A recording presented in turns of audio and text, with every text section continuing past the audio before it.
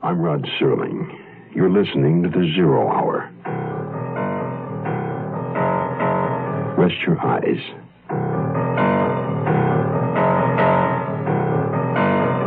Exercise your imagination.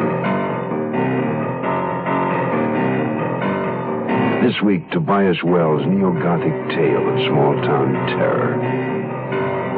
A Die in the Country. Starring Peter Marshall, Susan Strasberg, and Andrew Duggan.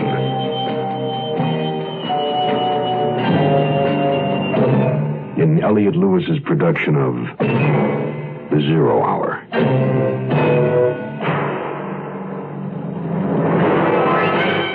The Mutual Broadcasting System presents The Zero Hour. Sponsored in part by State Farm Insurance, the makers of Wrigley Gum, and the makers of Delco Batteries. This is The Zero Hour on Mutual Radio.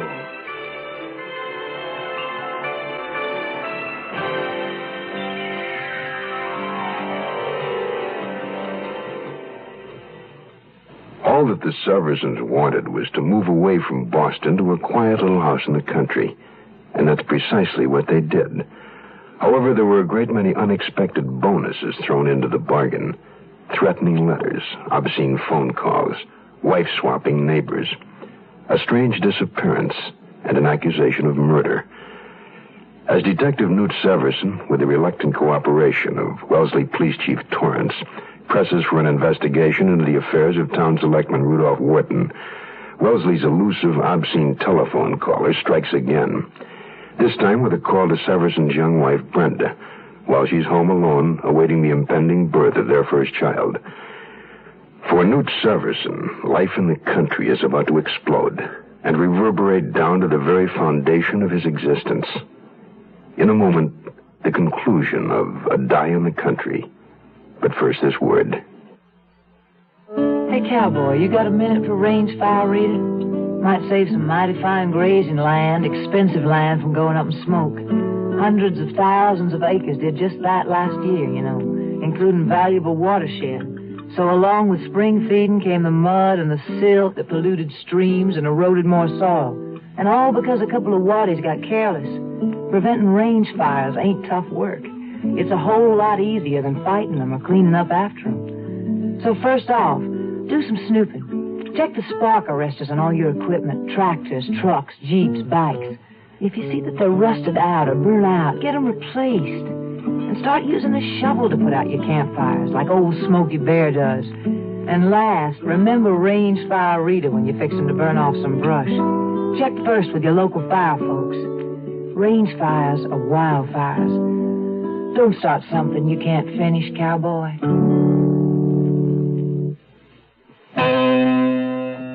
I was furious with myself for not being home with Brenda at this crucial stage of her pregnancy. I was just caught up in this Wharton business, so when Brenda got that crank phone call, it just set me off. Never mind Rudolph Wharton and whether or not he did or didn't murder his wife. Let's get this damn phone freak out of circulation. Calm down, Severson. Just get on home to your wife. We're working on this telephone business. There's one thing, Chief. This puts young Farley in the clear about everything except that car theft charge. And he can probably be released to the custody of his parents pending his arraignment. If they want it that way. I think maybe they will. I'll get back to you on the Wharton case as soon as I'm satisfied my wife feels okay. And I'll get on the airlines angle meanwhile. Oh, but will you do me a favor, Severson? Play this close until if and when we really have something. Yeah, I know. Wait a minute. This call to Brenda gives us something new on the phone nut. What's that? He didn't work from the Wellesley directory this time. We're not in it. He must have gotten it from information. No, he couldn't have. We have an unlisted number.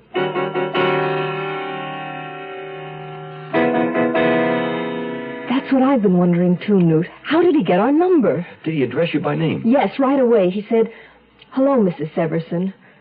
But you didn't recognize the voice at all? No, it was deep and, sort of suave sounding. Yeah, Dolly Celine called it sexy. Oh, well, I'm not Dolly Celine. I would have hung up on him right away, but I knew you'd want me to find out everything I could. Thanks, but I hope you didn't stick with that nut too long. I couldn't.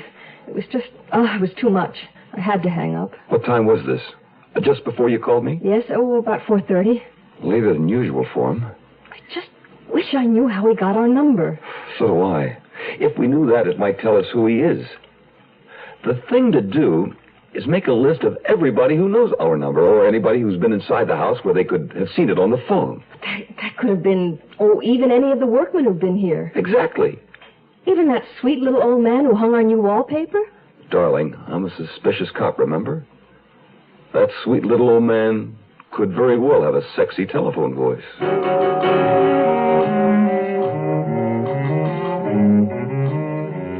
What a hornet's nest we'd found ourselves in with this innocent little move out into the country. Maybe Brenda was right. Other people seem to live out their lives without coming up against murder, robbery, assault, and heaven knows what.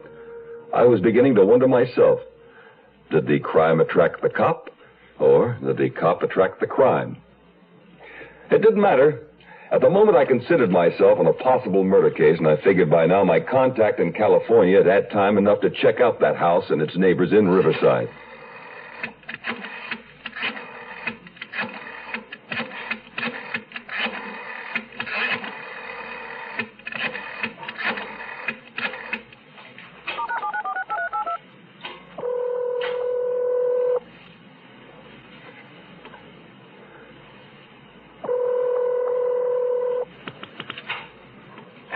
Dyer here. Jess, it's Newt.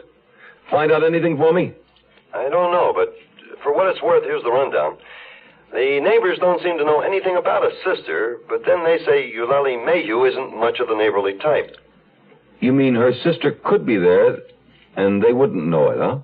That was the impression they gave me. But none of them could say that they'd seen both sisters together?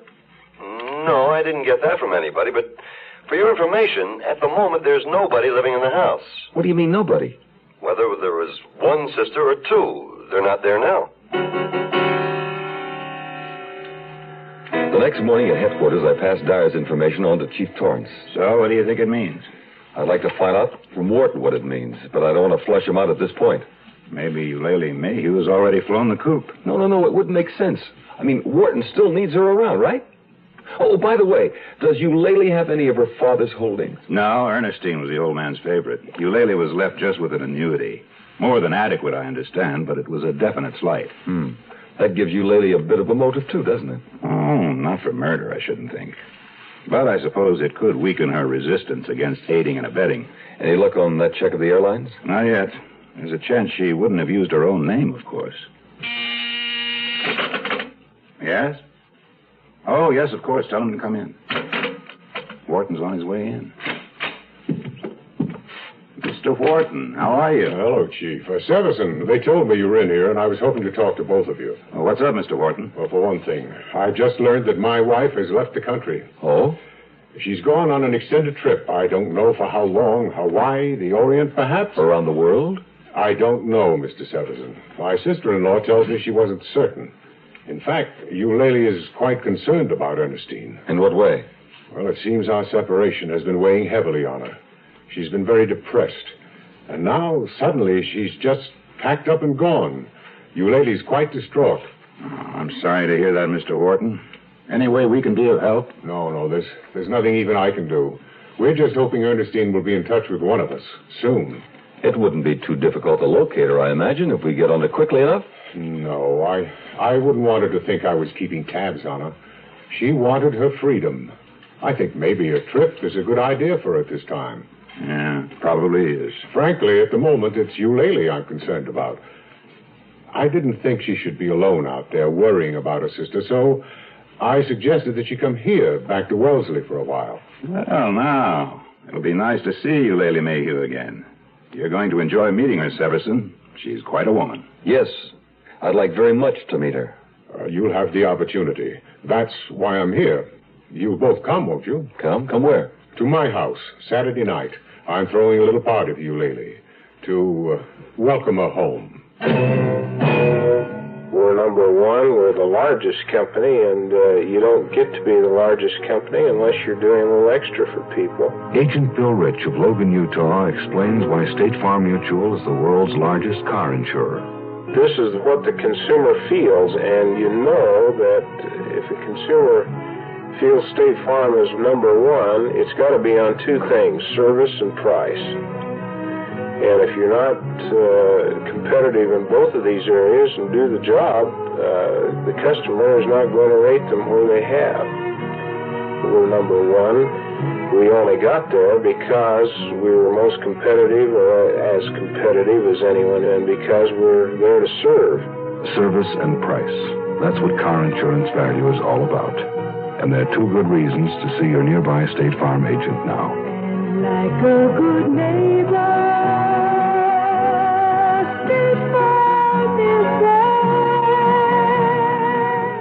We'll return to our story in a moment. This is Gene King for your Better Business Bureau.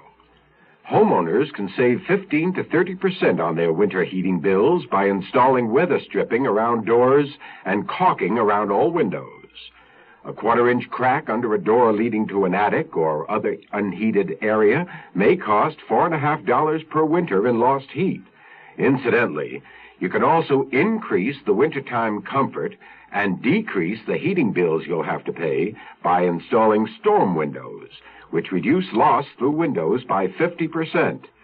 Storm windows usually pay for themselves in 7 to 10 years, and thereafter return an annual dividend of 13 to 18% in fuel savings. Another way to reduce loss of heat in winter is to install proper insulation. In a cold to moderately cold climate, a homeowner can save enough on his fuel bill to recover the cost of the insulation within 8 to 12 years.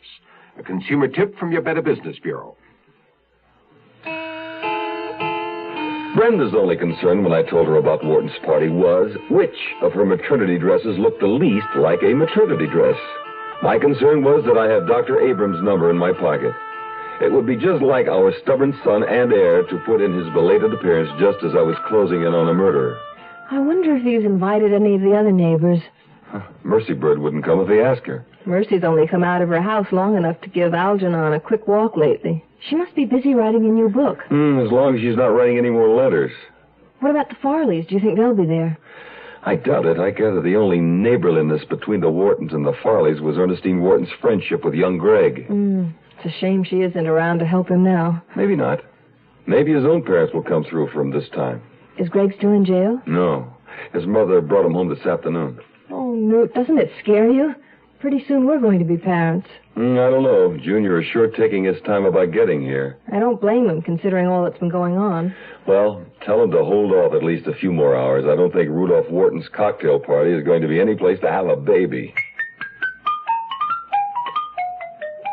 Saturday couldn't come fast enough for me. Call it my suspicious cop nature, but I was certain the party would be a showdown. I spent any free time I had at home nursing along the ivy I'd planted around the railing of our porch. I was hoping to catch a glimpse, a sneak preview of Eulalie Mayhew. But I never saw a sign of her, or Wharton for that matter. Finally...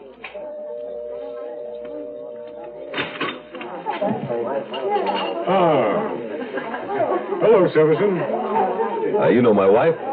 Yes, of course. Good of you to join us, Mrs. Severson. Come in. I want you to meet Eulalie. Before he had led us halfway across the room, I saw her.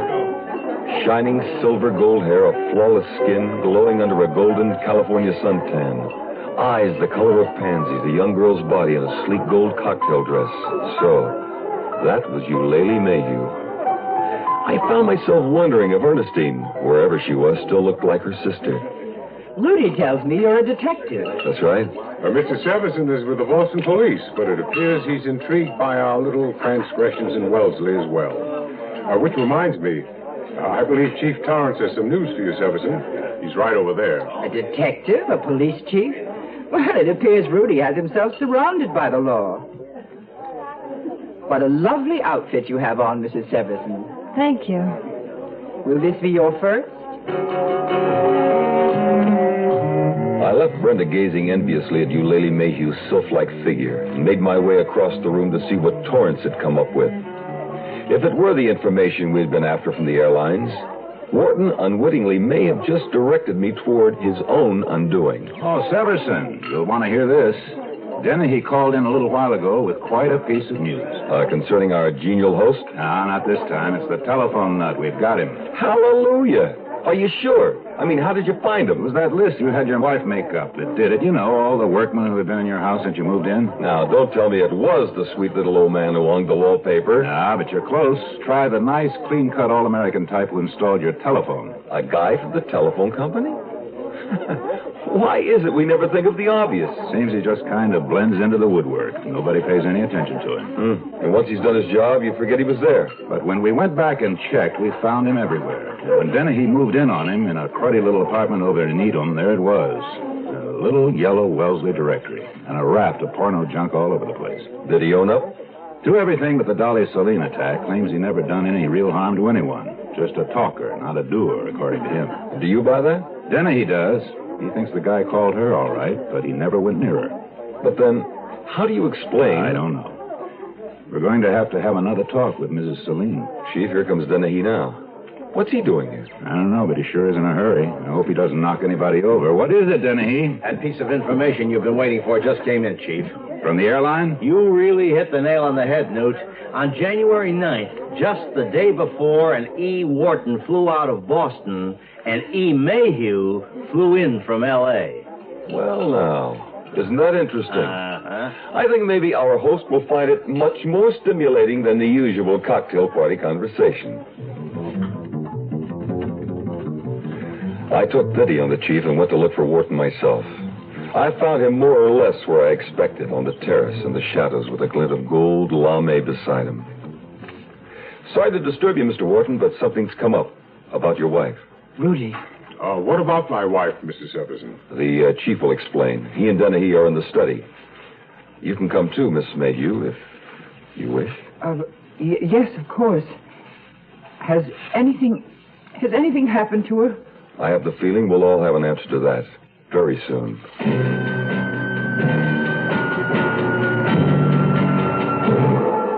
Wrigley Spearmint Gum, Gum, Gum. Wrigley Spearmint Gum. Carry the big fresh flavor wherever you go, whatever you do.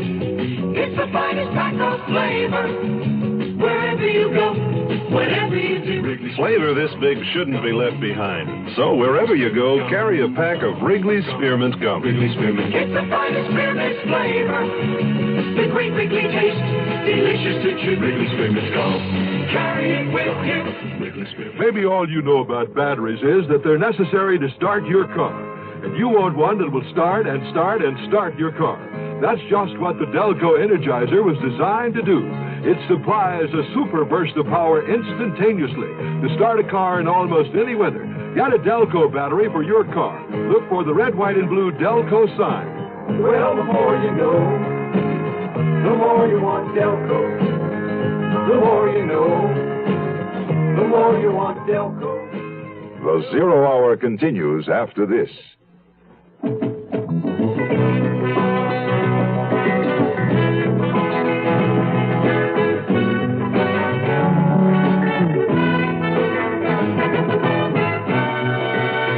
Marines are looking for a few good men who want to learn good jobs.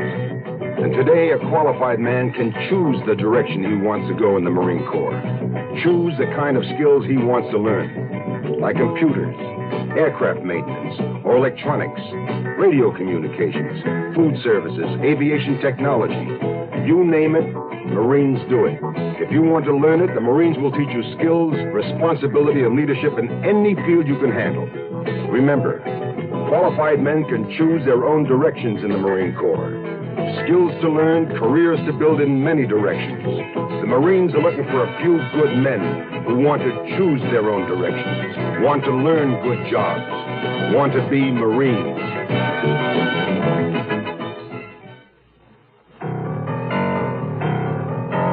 Despite Eulalie Mayhew's involuntary gasp and her alarmed look of a cornered doe, Wharton remained as unruffled as ever. I went on ahead alone to the study. A few moments later, they followed me in. Dennehy looked nervous in his uniform. I felt like our cat, mine hare, out stalking prey. Chief Torrance was less ferocious, so I let him begin. I'm sorry, Mr. Wharton, but several things have come up that we need to have explained. Well, that's all right, Chief. I can understand your position. Well, what sort of things? Well, for one, that letter we received from your wife confirming her whereabouts in California. Well, what about it? Well, we have it on good authority, very good authority, that it was not written by your wife at all. Really? That instead it was written by you, Eulalie. By me? But Never mind, Eulalie. You don't have to deny it. I'll explain. Please do, Mr. Wharton. As a matter of fact, Eulalie did write the letter at my request. Why was that? Because Ernestine refused to. As far as I was concerned, she didn't care if I rotted in hell. You never indicated before that there was that much animosity between you and your wife, Wharton? Because I wanted to spare Eulalie. You see, the truth is, my wife was insanely jealous of her sister. Oh, that's something I never knew. Ernestine didn't seem the type. Oh, well, it was only where I was concerned. She constantly made the accusation that it was Eulalie I really loved. Eulalie I should have married. I see. Mr. Wharton, there's something else. We know that on January 10th, someone under your wife's name boarded a plane out of Boston for Los Angeles. That was my wife, Severson. Who else would it be? Eulalie? But Eulalie was in California, at her house in Riverside. No, she wasn't. We have the evidence that Eulalie came here to Wellesley on January 9th. Rudy? If she did, Detective Severson, I know nothing about it. Rudy? Were you here, Eulalie? You should have taken me into your confidence. I might have been able to help you out of this. Rudy, what are you saying? I knew, of course, how much resentment toward my wife Eulalie has always felt since their father died, leaving a will that favored Ernestine. But I never thought Eulalie could be capable of taking any kind of cold revenge on her sister. That's not what happened. Wharton, what are you trying to pull? You know very well Eulalie was here at the time of your wife's disappearance. It was at your request that she came. But that's impossible. I had nothing to do with it. I wasn't even here in Wellesley myself at that time. You weren't? I was out of town, in Virginia, attending a golf tournament. And I can account for every moment of my Look out, time. she's got my gun. Eulalie, put that down. No. Oh, Rudy. Why? I'm sorry. It's all my fault, Chief. Get the door, Dennehy. Keep everybody out. I better call an ambulance, Newt. No reason to. Wharton's dead.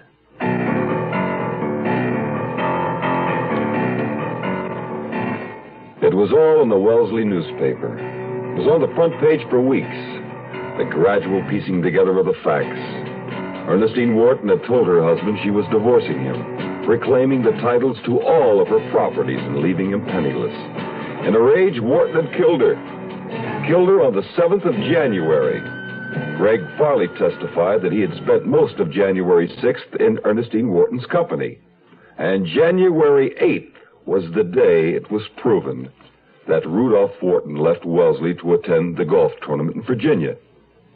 Eulalie Mayhew arrived in Wellesley on the 9th, not knowing that her sister was dead. She maintained this stance at the trial. She swore she hadn't known and never saw the body. Oh, come now, Miss Mayhew. It certainly would be to your advantage to cooperate at this point and tell this court where the body of your sister, Ernestine Mayhew Wharton, lies buried. I don't know, I tell you. Remember, she was the victim of a cold, calculating murderer, Rudolph Wharton. Where is your poor sister now, Miss Mayhew? I don't know. I don't know. I don't know. The trial went on, and the prosecution hammered away at Eulalie Mayhew about the location of her sister's body. The only thing in the next few weeks that was resolved was Brenda's condition. It was a 7-pound, 8-ounce boy. Do you think Eulalie Mayhew's telling the truth, Newt? Well, then he does. And he's become something of an authority on hysterical women ever since he broke down that story of Dolly Celine's. Imagine. Deliberately hurtling herself down the stairs to fake an attack just for attention. Gradually, Wellesley finally became the quiet little suburban town we thought it would be when we first moved in, before Mein Herr came scampering into the house that first night with a dead squirrel in his mouth. But, of course, as Mercy Bird reminded us daily, no one had yet discovered where Rudolph Wharton had hidden his wife's body. Then one day, Brenda had just coaxed the baby into taking his afternoon nap. I was out on the porch trimming the ivy that was threatening to take over the house when... I got it! I got it! Honey, here comes Mercy, and she's got it. Whatever it is. I figured it out. I knew if I just kept working on it, I'd come up with the answer. You mean you think you know where the body's buried? I don't think I know. I know. Now listen to this. Wharton committed the murder on January 7th. On January 8th, I had the flu. It was a Friday. I remember it well. I just sat up in bed all day looking out the window and watching the workmen. Workmen? Yeah, they had to delay digging earlier because the ground was frozen. But then there was an early thaw that first week in January, and they came and poured the cement that day, and I was watching them. January 8th. Now, Rudolph Wharton carried his wife's body away during the night of January 7th, put it in the hole, covered it with dirt and stones. And the next morning, the workmen came and supplied a handy cement tube. What workmen? Yeah, Mercy. What are you talking about? I'm talking about your house. Well, it was being remodeled before you moved in. You can take my word for it. I know where the body is. We're standing on it. Ernestine Mayhew is buried right here under your front porch.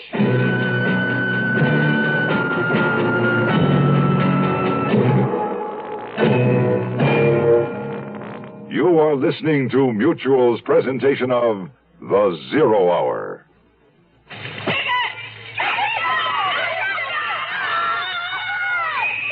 The sounds you hear are happening at girls' clubs throughout our country. They are happy sounds. Girls swimming, sewing, take the needle and you thread cooking, having fun, and learning to develop their potential for leadership. Today's girls want and need these programs. This is Mrs. Harold Kazanjian, President of Girls Clubs of America, asking you to help in your own community. Lend a hand at your local girls club, or write to Girls Clubs of America, Box 35, Grand Central Station, New York, 10017. Find out how you or your organization can start a girls club. People working with girls clubs can make a difference.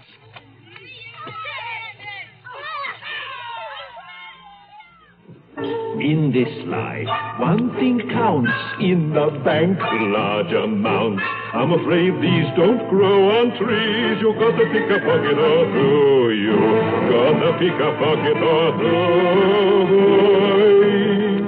Hello, my dears. This is Fagin calling, otherwise known as Ron Moody. You gotta pick a pocket or two. The music you're hearing is from the score of our show, Oliver. Great things happened in those years, and great things are still happening today in many fields. One of these is the field of art research. New methods are being found to prevent and treat the heart diseases, and that means longer, healthier lives for all of us. Please support this life-saving work with a gift to the Art Fund this month. It takes all of us working together. Remember, you got to pick a pocket or two now and again if you want to help.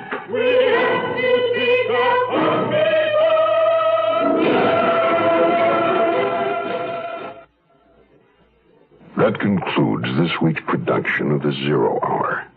Tobias Wells, A Die in the Country. Next week, we'll begin another exciting dramatization of a tale of mystery and suspense. We'll tell our story in 5 days, at the same time, Monday through Friday. So on Monday, rest your eyes and listen here to The Zero Hour. Today's episode brought to you in part by State Farm Insurance, Wrigley Gum, and Delco Batteries. This is The Zero Hour on Mutual Radio.